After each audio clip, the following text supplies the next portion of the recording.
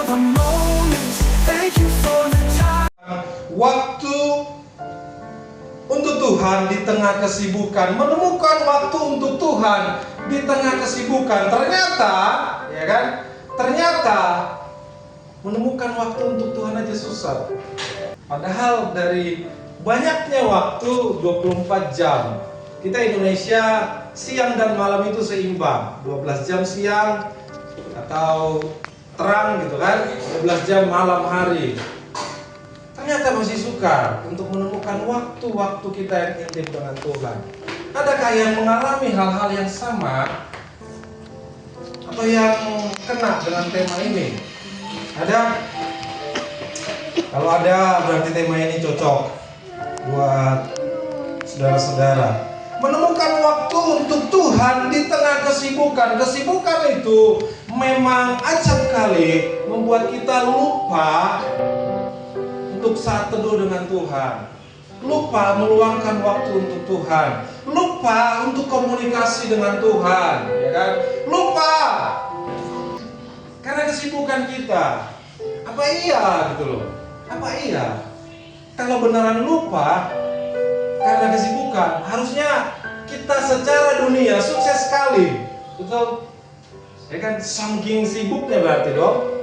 Saking sibuknya lupa berarti quote unquote kita sukses sekali secara dunia. Tapi faktanya ya silakan tanya pada diri sendiri. Saya tidak menghakimi, saya tidak untuk justifikasi. Silakan tanya pada diri sendiri. Apa iya saya sesibuk ini, ya kan? Apa iya saya sepenting ini? Apa iya saya sejago ini? Apa iya?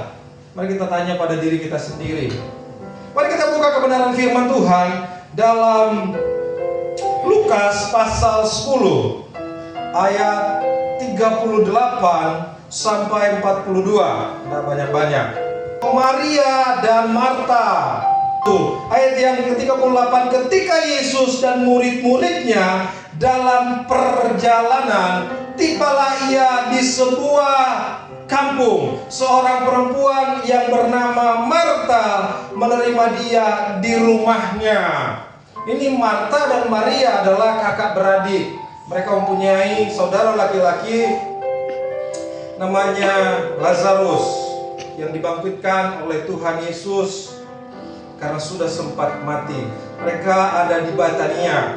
Nah, perhatikan ketika Yesus dan murid-muridnya dalam perjalanan, tibalah ia di sebuah kampung. Seorang perempuan yang bernama Marta menerima dia di dalam rumahnya. Pertanyaannya bagi kita, saudara-saudara yang terkasih dalam Tuhan, apakah dalam perjalanan hidup kita, ketika Tuhan lewat, ketika kebenaran firman Tuhan diberitakan, ketika ada kebenaran firman Tuhan diutarakan, apakah kita menyambut firman Tuhan itu seperti Marta dan Maria menyambut Yesus?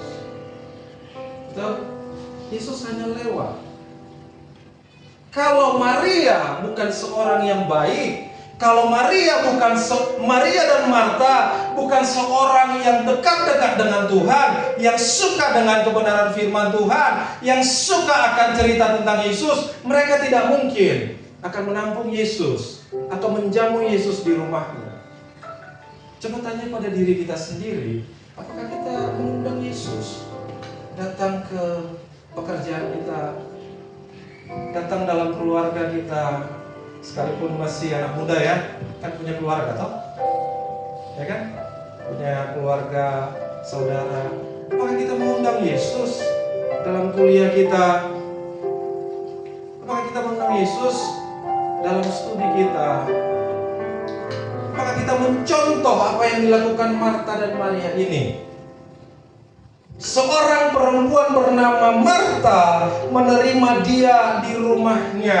Memiliki rumah artinya dia membuka rumahnya, membuka pintu rumahnya untuk dihampiri oleh Tuhan. Mari kita belajar untuk kita menerima sesuatu yang daripada Tuhan, untuk kita menerima yang baru dari Tuhan. Undang Tuhan datang ke pekerjaan kita, undang Tuhan datang dalam pelayanan kita, dalam karir kita, dalam keluarga kita, dalam hal apapun. Kalau Tuhan ada, sesuatu pasti beda. Amin. Ada Tuhan dengan tidak ada Tuhan pasti beda. Bahkan ada Tuhan pun di situ. Kalau Tuhan engkau biarkan tidur, terjadi sesuatu yang tidak enak. Makanya ketika Yesus sekalipun dalam kapal itu, dalam perahu itu, tapi ketika Yesus mereka biarkan tertidur di belakang, angin topan datang. Kadang-kadang dalam hidup kita ini, sekalipun Yesus sudah lewat, ya kan, sekalipun kebenaran firman Tuhan sudah mengingatkan kita, tapi kita menutup hati kita. Kita membuka pintu hati kita. Rumah di sini berbicara untuk relevansinya kita sekarang adalah hati kita. Maka ketika kebenaran firman Tuhan diberitakan, dan kita berkata ketika kebenaran Tuhan diberitakan, jangan keraskan hatimu, tapi lembutkan hatimu agar engkau mendapat sesuatu yang baru dari Tuhan.